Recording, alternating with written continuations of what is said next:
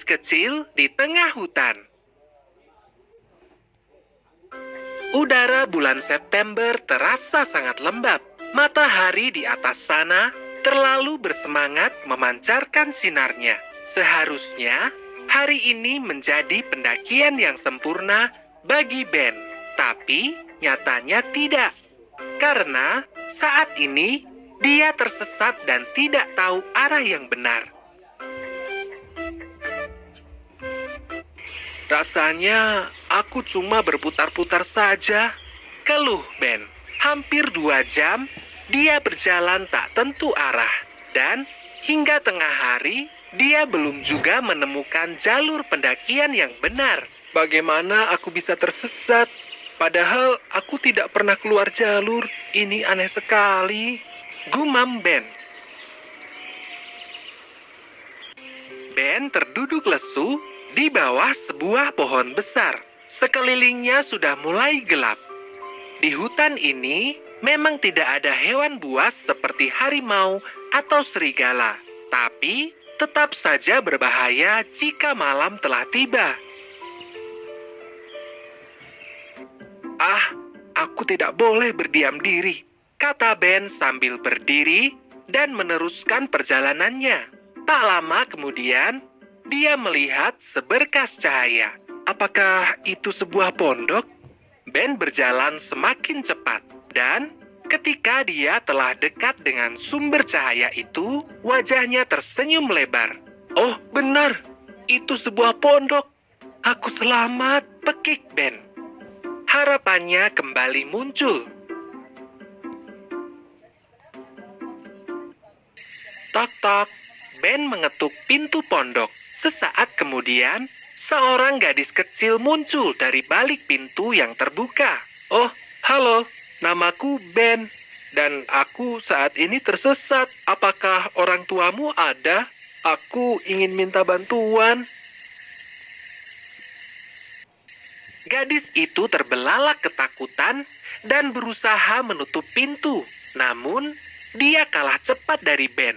Satu tangan Ben berhasil memegang pintu sebelum tertutup sepenuhnya sambil berteriak, "Hei, aku benar-benar butuh pertolongan." "Tidak, kau harus segera pergi dari sini, Tuan. Jika ayahku melihatmu, kau tidak akan selamat. Kumohon, segera pergi dari sini." Gadis kecil itu segera menutup pintu tepat setelah ia selesai bicara. Akhirnya, Ben memutuskan untuk berkemah. Dia sudah jauh dari pondok itu. Semestinya, dia sudah aman. Meskipun sebenarnya, dia tidak paham akan ucapan gadis kecil itu. Ben menghela nafas. Memangnya ayah si gadis tadi siapa? Apakah seorang penjahat? Tengah malam, Ben telah tertidur dengan pulas. Nyala api unggun sudah hampir padam.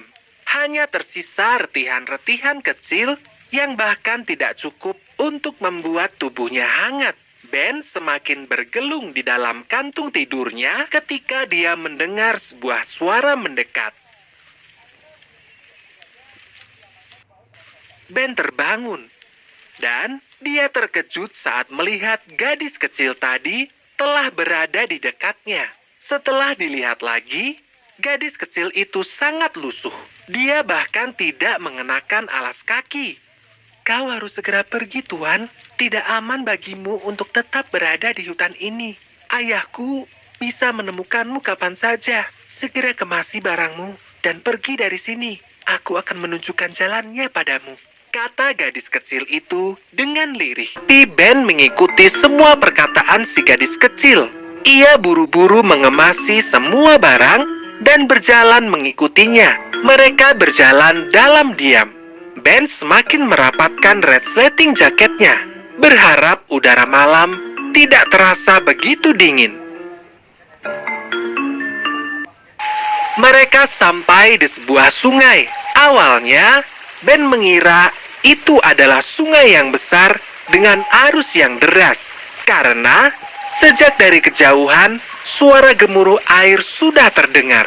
Tapi anehnya, sungai itu setenang sebuah lukisan. Hampir tidak ada pergerakan di permukaannya. Bagaimana ini terjadi? Tanya Ben dalam hati. Di atas sungai itu, ada sebuah jembatan yang sama anehnya. Jembatan itu tidak memiliki tiang penyangga dan juga tidak tertambat di sisi manapun. Seolah jembatan itu melayang. Kau yakin akan melewati jembatan ini?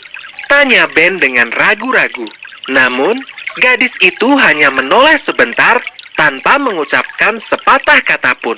Ben menyeberangi jembatan itu dengan kaki gemetar.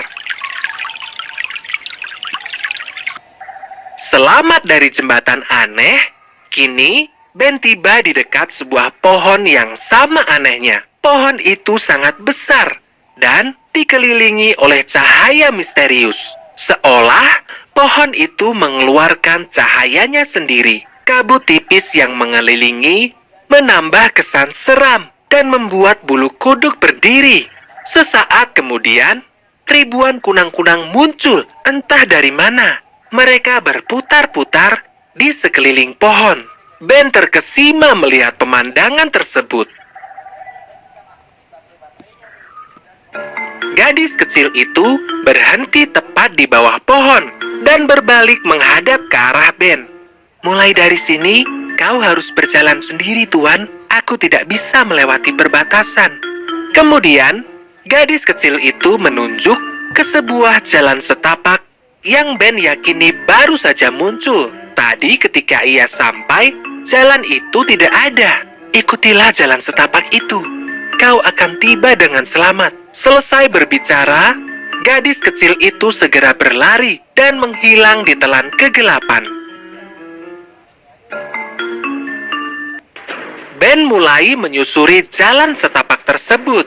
Bulan bersembunyi di balik awan dan tidak mau muncul lagi. Keadaan menjadi gelap gulita. Jarak pandang hanya sampai pada satu langkah di depan.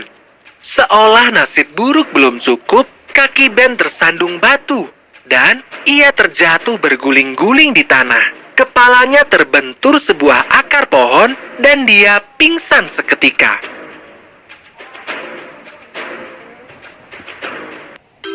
Anak muda, apakah kau sudah sadar? Tanya sebuah suara. Ben samar-samar mendengar hiruk-pikuk di sekelilingnya. Matanya terbuka pelan-pelan dan dia melihat sekumpulan wajah memandangnya dengan khawatir. Oh, syukurlah kau sudah sadar. Tenang nak, kau sudah aman. Kami akan membawamu ke rumah sakit segera. Kau harus segera mendapatkan pertolongan medis setelah hilang selama 7 hari.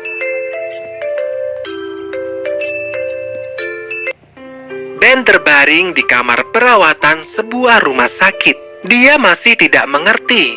Tim penyelamat mengatakan dia sudah hilang selama 7 hari. Padahal dia yakin dia hanya tersesat selama 1 hari saja. Ben teringat lagi pada si gadis kecil. Siapakah dia? Jauh di dalam hutan, gadis kecil itu duduk di depan pondoknya. Wajahnya terlihat lesu, namun matanya bersinar dengan tajam. Sebuah bayangan gelap tampak di belakangnya. Gadis kecil itu berkata, "Maaf ayah, lain kali aku tidak akan ikut campur. Berhati-hatilah selalu saat kau mendaki. Jangan sampai kau bertemu dengan ayah gadis kecil tersebut."